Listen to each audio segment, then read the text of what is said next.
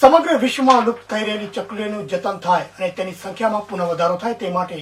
20મી માર્ચને સમગ્ર વિશ્વમાં ચકલી દિવસ તરીકે ઉજવવામાં આવે છે।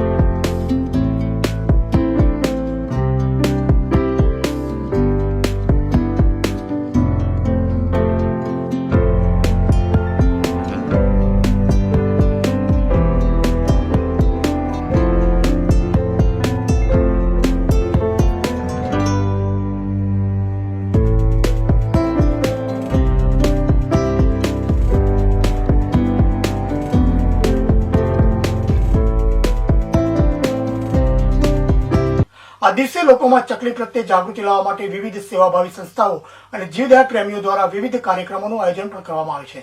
જેના ભાગરૂપે શહેરની સેવાભાવી સંસ્થા આર્યવત ચેરિટેબલ ટ્રસ્ટ દ્વારા ચકલી બચાવ અભિયાન અંતર્ગત 3000 જેટલા ચકલીના માળા અને 2000 જેટલા માટીના કુંડાનું લોકોને વિનામૂલ્યે વિતરણ કરવામાં આવ્યું હતું। તો સાથે સાથે કમળાબેન નારણભાઈ ઠક્કરના સ્મરણાર્થે પાણીની પરબ અને સ્વર્ગસ્થ રજનીભાઈ ત્રિકમદાસ પટેલ, સ્વર્ગસ્થ કાંતિભાઈ હરવનદાસ રાવલ અને હર્ષ પ્લાઝા વેપારી મિત્ર મંડળના સહયોગથી પક્ષીઓના ચણ માટે ચબૂતરો ખુલ્લો મૂકવામાં આવ્યો હતો। આ મનુષ્ય જન્મ મળ્યો છે તો પોતાના જ માટે જીવવું બરાબર નથી, પરહિતને પણ કંઈ કામ કરવો જોઈએ।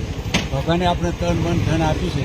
તો તન મન ધનમાંથી જેનો આપણે ઉપયોગ કરી શકીએ એ ઉપયોગ પરમાર્થ માટે કરીએ તો આપણું જીવન સાફલ્ય બને।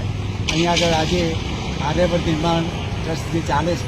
અને નિલેશભાઈ સંચાલન કરે છે, એમણે અહીંયા આગળ પરબની જ્યારે શરૂઆત કરી ત્યારે મને એમ થયું કે મારા ધર્મપત્ની